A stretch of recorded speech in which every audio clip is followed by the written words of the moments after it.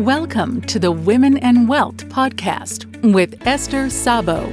Esther is a respected leader in the field of personal financial advice with over 25 years of experience. After going through her own significant and challenging life-changing events, she overcame fear and self-doubt to launch her own successful advisory firm. Now Esther is ready to share her practical and personal experiences to help other women clear their hurdles and brave life's transitions. In this way, she inspires women to lead fulfilling and confident lives. Hello and welcome to Women in Wealth with Esther Szabo from Gates Pass Advisors. Good morning, Esther. How are you? I'm good, Eric. How are you doing? It's heading to fall. What do you think? I like it. I hate hot. Yeah. I don't do well in heat. It's like I feel like a beached whale walking around sometimes. Sun on me all the time. There's no water splashing up on me. It's just unpleasant. Well, we've had some super hot times. Yeah. In definitely. your state and mine. Absolutely. But yeah, you're right. We're going into fall, and I know that you're talking about the fourth quarter of the year in this podcast. And what brought this up? Well, we have about 10 weeks remaining in the year in terms of ability to get focused work done on our personal finance. And it's amazing, isn't it, how quickly it comes up?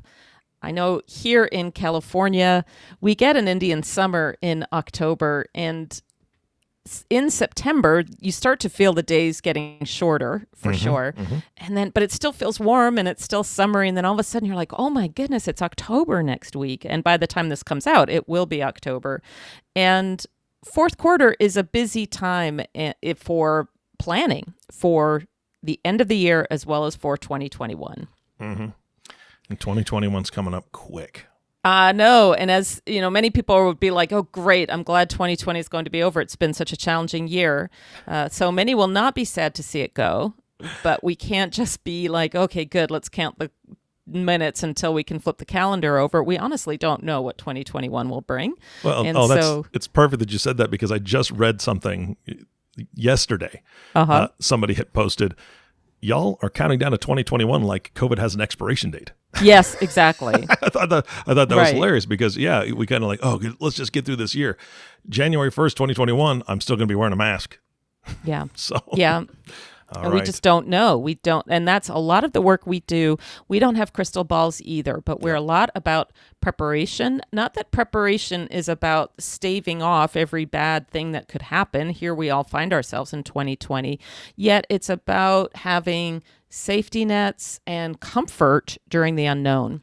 So given that, today, what we're talking about is what are 5 considerations for the year end. It's always a really busy time because we get the holidays in there as well. And everybody, I will say, everybody's a big word, but so many are experiencing what's called COVID fatigue, could be Zoom fatigue.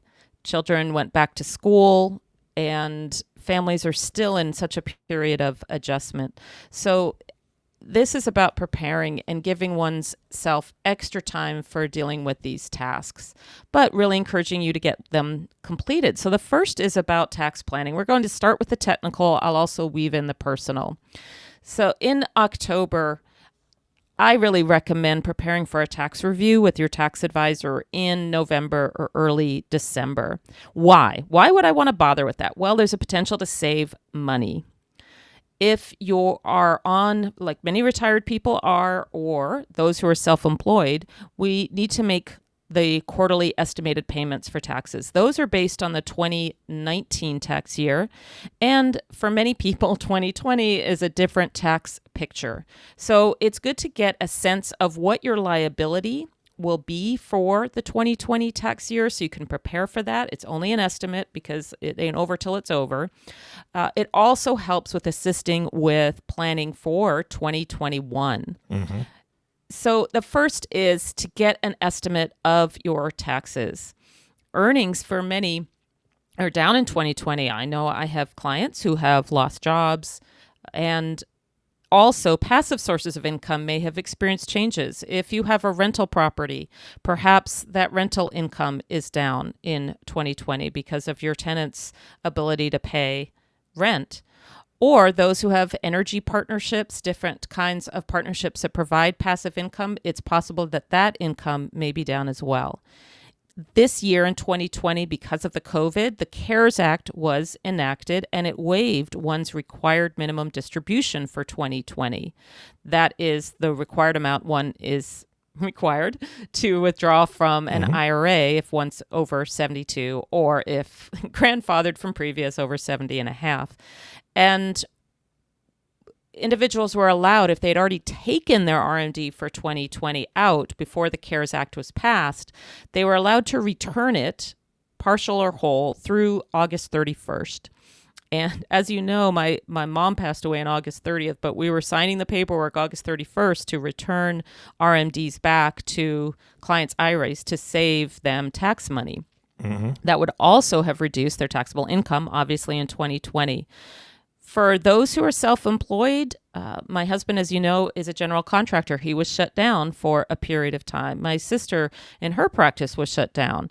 So the income is lower because of that. And if you're taking deductions like driving miles off of your income, driving miles are down for many people. And then we get to portfolio income. In the way that we have our portfolio structured, we can take portfolio losses at any time during the year. It used to be we would take them in the fourth quarter, but this year, as we know, a lot of the losses were generated so far in the first quarter. And portfolios have generated losses for this year that are very effective in reducing taxes. One of the places that it is effective is if one has appreciated securities, where you need to rebalance your portfolio because you have so much in, say, S&P 500 type of stocks. You can take the losses generated this year and use that to offset the gains on those that you may have held for many years and rebalance your portfolio.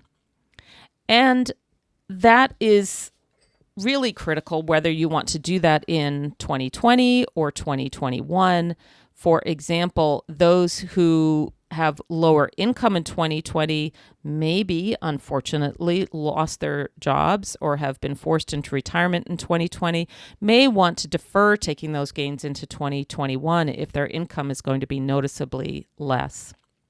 One of the other things that we're doing for clients who are going on Medicare in 2020 is filing the form SSA 44, which is effective to reduce one's Medicare premium.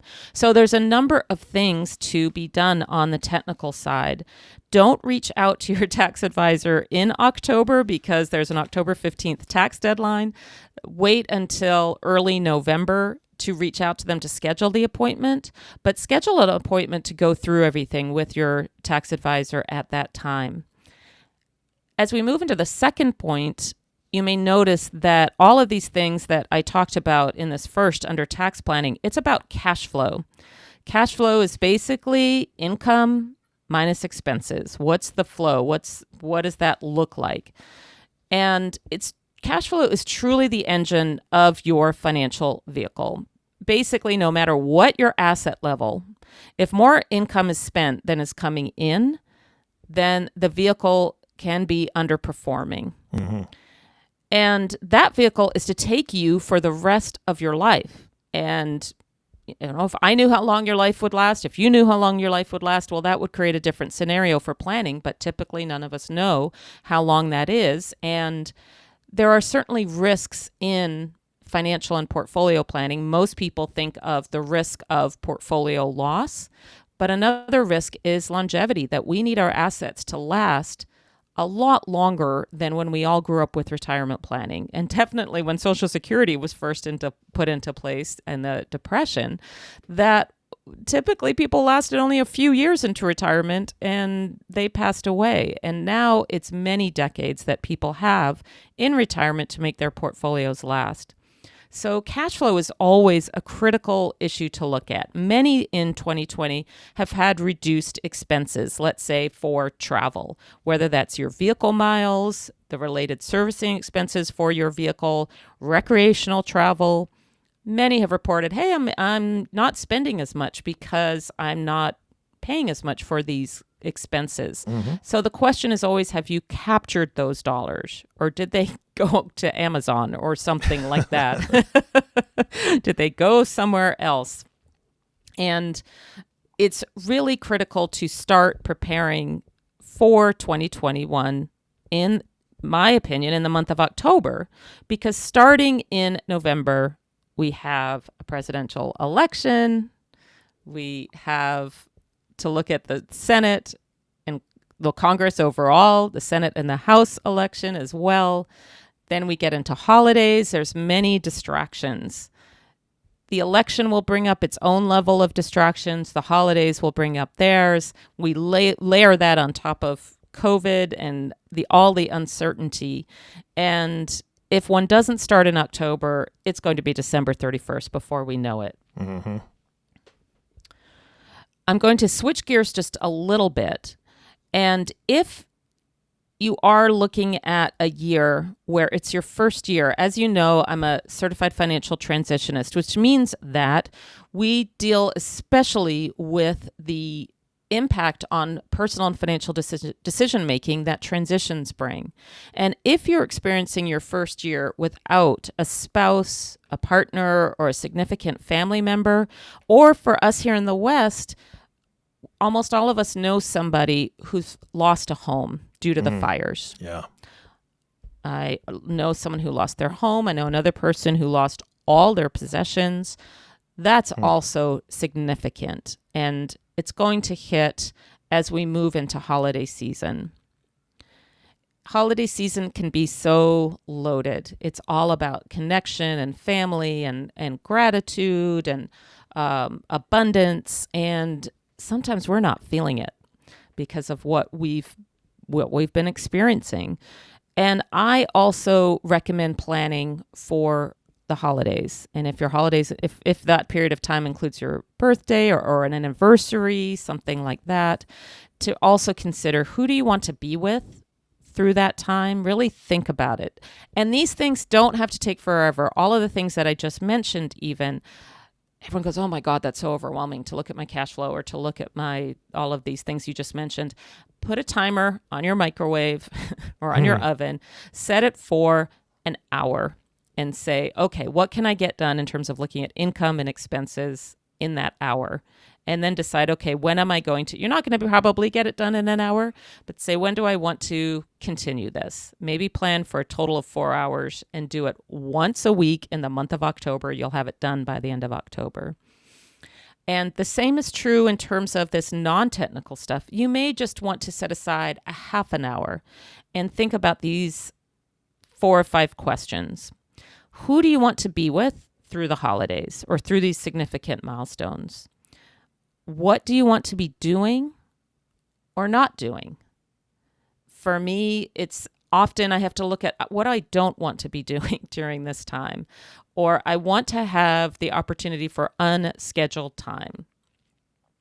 What do you want to experience? Do you want to experience connection? Do you want to experience solitude? Do you want to experience a bit of both? Do you want to have remembrances of those who knew your home or your parent or your significant other? What do you need for yourself to nurture yourself during that time? On the significant holidays, I have, some people say, well, I don't need to do any planning around the significant holidays, whether it's Hanukkah or Yom Kippur or Thanksgiving. I'll just be by myself, or Christmas. And sometimes that's fine. Sometimes it's a little bit too much alone time. And as we're all doing so much by Zoom, etc., it could be, gosh, maybe I just want to connect with one friend over Zoom and have like a coffee connection. Even though it's challenging being isolated for sure, how can we connect during that time? What would be a way to feel connected? And would it be adequate? If not, what other things can we do? It may not be perfect. One may not get everything that they want, but at least if we plan for it ahead rather than find ourselves a day before, I always talk about the odds are stacked more in one's favor. Mm-hmm. It doesn't mean it's a guaranteed outcome, but we can increase the odds of it being a more successful experience. And bring out the calendar and just look at your month ahead of October, November, and December, and really consider what activities are already scheduled and going on in your work life, your family life, your other commitments, and consider that as you go through those questions. Yeah, absolutely. So I'm going to shift a little bit back to the technical and talk about the markets, because in the fourth quarter of 2020, or as we're closing out the third quarter, we had a great summer rally, and then we've had increased volatility as we move through September. Technology shares in particular, the growth companies were getting quite richly priced, as we like to say. And so those prices have come down. There's been concerns about the second wave of coronavirus in Europe, what that might do. Our cases here in the U.S. remain elevated, and we're unlikely to have another stimulus bill pass before the election. We had the first one pass, the CARES Act. There was the thought about having another round this year, especially as the unemployment extra benefits expired at the end of July. But it's seen that is less likely before the election. With Ruth Bader Ginsburg's passing, there's a bigger focus now on the Supreme Court and replacing her seat. In addition, there's uncertainty about the election. So let me talk about the election for a moment. Should we worry about the market given the election? I will preface this by saying always something to worry about in the world of investing. There is always something going on that if one is more geared towards concerns about loss, that one can focus on. And that can be, obviously, if we look at the past 12 months, if we had, an election, we know there's going to be election. We didn't know 12 months ago there was going to be coronavirus. There's going to be civil unrest. There was going to be the oil price shocks of earlier this year, or the challenges going on in that market. And it's possible that if we knew ahead, we would have sold out before. But the market has been incredibly resilient for a number of reasons that will continue regardless of the outcome of the election. And so what we have to look at, first of all, is come back to the basic brass tacks. How is one allocated in their portfolio between, let's just keep it basic right now, but between the general categories, stocks, bonds, cash. How much is your portfolio exposed to stock? How much is in bond? How much is just in cash reserves? And within those areas, then drilling down to what types of securities is one invested in? Are they dividend-paying stocks that will continue to pay income into the portfolio that one may need? And they're typically at a higher yield, they basically all are, than we are all getting in cash. If we just have money market, yes, it's safe from the standpoint of you can look at your money market statement one day and it says whatever your balance is, $25,000, and you can look at it the next day and it says $25,000. However, it won't grow, and it's there not for anything other than reserves for an emergency, for an opportunity. And because there's so much happening, before the COVID drop in February, we were already at the end of a market. Well, I'll pause, say at the end. We didn't have much for further appreciation. We didn't have much of a anticipated rally moving forward because that we've already had the tax cuts that provided a big catalyst for appreciation. And there wasn't much as we came into 2020 that we anticipated that would really propel stocks much higher. The case for stocks earlier this year was because interest rates and other were impacting fixed securities so much that you're really not going to get much growth there. We really have to look at equities for the growth. That's still the case. And this is why even earlier this year and last year, we moved more to active management in our portfolio from passive, because now it really is an issue of how are you allocated and then what types of securities within each asset class. But let's talk about, okay, if one's worried about the market given the election, well, let's go through this. If the market drops due to either the candidate selected who's becoming president and or uncertainty about the selection, there is a lot of talk about that as well, that managers are there. Managers meaning portfolio managers who are picking the individual stocks and acting on the research about the securities, about what's happening in the face of an uncertain election or a particular candidate. They will take the declines much like they took advantage in February. They're not crystal ball readers. Now, they don't know when something will come back or appreciate. Some say now that they wish they hadn't sold as much as they did because the market did rebound so quickly. And yet, the sales that took place earlier this year created tax losses that have been very effective for our clients because many have experienced the appreciation that occurred after 2009. And we did tax loss harvesting in 2009, and we were able to keep portfolios gains tax-free all the way through to 2014. And then with continued appreciation and no losses really to harvest, we ran dry there. Well, now that well has filled up again. So those tax losses are very effective. Let's say you didn't take losses or you stayed in cash through all of this out of concern. Okay, well then the market decline potential in the fall, you may want to look at how do I want to be positioned? Because what happened this year throughout is that actually equities have had a positive return throughout the year. So if this is why we don't market time, you can hear me hesitating because you can't time the market.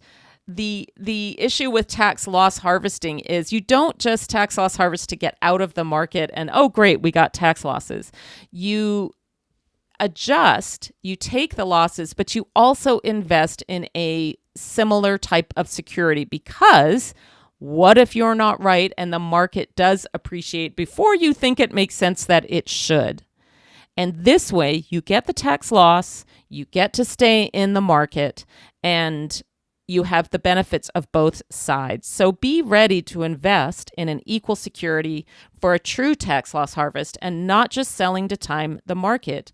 We're in equities for years ahead. We're not in equities for months ahead.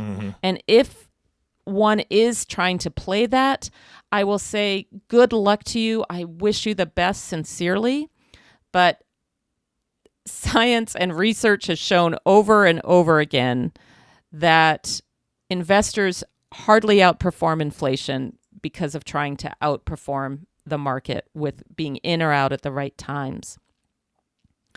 And our portfolios, for the most part, are not all invested in equities 100%. This is where we hear about the stock market mostly on the news, and we just hear about one stock market, the S&P 500, the 500 largest securities in the U.S. We're not all invested in equities, and we're not all invested in S&P 500 equities or in equities that are the most volatile sectors. We're also invested overseas. And yes, our political leadership is felt around the world, yet at the same time, there are companies that exist overseas, say in emerging markets, where the demographics are so different from our own. We are an aging population. We're also an economy that's, depending on the day, but basically 2/3 requiring us to keep buying stuff to keep supporting it. And as we're getting older, we're typically not buying as much stuff. And whereas in the emerging markets, it's a much younger demographic who are becoming wealthier. I'll use that term loosely because relative to what we're used to, the standards are very different, but they are having more spendable cash, and thus their economies are growing. So it is very hard to encompass the entire picture of a stock market and thinking, okay, I'm going to get in at the right time. So if the market does go down, then before the election, look at your allocation. Look at how much you're anticipating needing in terms of income from your portfolio and what your goals are. And say, oh, am I really smarter than these managers who are managing these different parts of my portfolio? I'm basically taking it out of their hands, out of their skill and knowledge, and putting it in my own. Whereas meanwhile, is this what I look at all day long? Or am I dealing with work, family, holidays, tax planning, all these other issues that those managers are not focused on? The other option is the market could appreciate because there is clarity about what will happen next. And if it does, if you stay invested, you're already there. If you stayed invested through the drop earlier this year that was quite significant, but it rebounded and you're positive. You're either positive or flat for the year. But if you sold during that decline, then you have a negative return for the year. It's that simple. So again, don't try and time the market because of something obvious that everyone knows about, i.e. the election. I remember in 2016, there was so much discussion that if Trump gets elected, that's going to be really bad for the markets. Well, it wasn't, because the Trump administration is very business friendly. It cut taxes, it reduced regulation, and all of that is very positive for corporate America. So don't try and time the market. And the other issue is your choices. If, again, we look at those basic buckets of stocks, bonds, and cash is earning you zero. After inflation and taxes, it's negative. That's the same for bonds as well, for the most part. So if you have specific goals you need to achieve, they're not going to be attained based on the current yields. So our work is to engage with our clients no matter what, no matter who's in the White House, no matter who is in charge in terms of Congress, what is going on with COVID, et cetera, lots of things that we can't anticipate. We engage with our clients no matter what to keep their plans in effect. And when we're looking at expenses, regardless of which party gets in the fall, expect over time taxes will need to increase. Why? We just put out a ton of government support for COVID, and there is more that is anticipated. Well, that is going to have to be paid for from something. Absolutely. And I'm going to jump in here real quick because to the listening audience, during the time that you're listening to this podcast, by the time we're done and Esther's given you all this great information, the U.S. debt will have increased by $90 million, over $90 million, just during this podcast. And I know my podcast feels long, but it's really not that long. It's not that long. Exactly. But like you said, they're going to want that money. And there's only a few different ways they're going to be able to get it. And obviously taxes is one of the major players. So I just wanted to put that out there, not to be a wet blanket on this party. But yeah, in just a short 30 minutes or so, it'll be increased by over $90 million, which is just unbelievable to me. It is unbelievable. It's very hard for the mind to get, or brain to get itself wrapped around that. And either whoever gets in, the current tax laws, initiated by the Tax Cuts and Jobs Act, which was put into place in 2017, it's set to sunset in 2025, which coincides with this next presidential term. So our current tax laws are, regardless, they're going to sunset in 4.5 years. So that's going to change, and chances are taxes are going to go up. And that goes back to the earlier discussion about cash flow. How are we allocating our cash? Because we can assume that there will be more expenses going out for taxes. I'm sorry to have to share that, but that is likely what's going to happen. The last technical piece for today, before we wrap up, is there are considerations for if Biden gets elected in terms of the platform that he has on estate taxes. So one part of his platform is to reduce the estate exemption amount from the current level of $11.5 million. So what that means is each of us can pass away with a net worth of $11.5 million, and we don't have to pay any estate taxes. That went into effect in 2017 with the Tax Cuts and Jobs Act. Prior to that, the level that we could all pass away with was just under $5.5 million per person. Mm-hmm. I know that affects you, Eric. It wouldn't affect me either way. Right. Okay, so you may change your vote because of that. So his platform would also eliminate the step up in basis upon passing. And what this means is if I purchase an asset, for example, my home, let's say I purchased the home for $500,000. Ha ha ha, if that were only so in California. But let's use that as an example. Sure. By the time I pass away, it's worth $1 million. Well, I pass away, I pass it on to my beneficiaries because I've done my estate planning, as I know my listeners have as well, and see what's called a step up in basis, whereas when they inherit it, it's worth a basis of $1 million. So if they were to sell my home, they would have no gains tax to pay. They would receive it with a cost basis of $1 million, sell it for $1 million and get $1 million and go happily away. If the step up in basis is eliminated, what that would mean is they'd inherit the house at $1 million and it would be with a basis of $500,000. So they'd owe tax on $500,000. So again, this takes a while all to work through what Congress decides to do, how Congress is set up. Obviously, upon the election, is it Republican majority, minority? But one may want to think about coordinating a meeting with your estate attorney to address any changes you may wish to consider, especially if your estate is valued higher than $11.6 million. So to wrap up, always, it's a busy time of year, the end of year. I don't know any family where things get slow. So these are just a couple of general notes to keep the lines of communication open at home with family. There is a higher level of stress this year because of the COVID, because of changes in routines, because of uncertainty, whether it's election or COVID, what's going to happen, financial insecurity, financial uncertainty. So keep lines of communication open at home. These are the people that we're here for each other. We're the closest ones who know each other best. And chances are the stress will be up, whether it's from the media or anything else.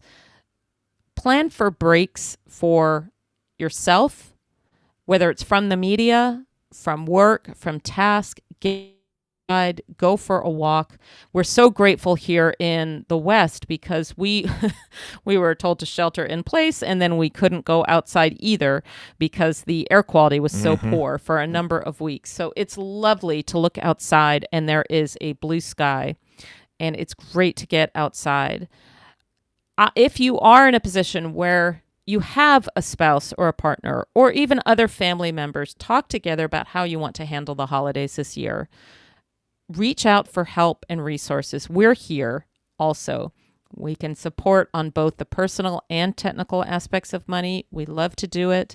So we encourage you to review your cash flow, your tax planning, consider how best to take care of yourself during this end of year period. Look at how the elections, if you're nervous about the elections, really think it through in terms of, well, if the market goes down or if the market goes up, how do you want to be positioned? What makes sense for your situation? And again, be sure to reach out for the supportive resources that you need. We're happy to help. Yeah, absolutely. And Esther, you and I spoke before we started this podcast that you like to have podcasts that are very conversational and that we interact a lot, but we knew from the start this one was going to be a big one. This is going to be a lot of information in a short amount of time.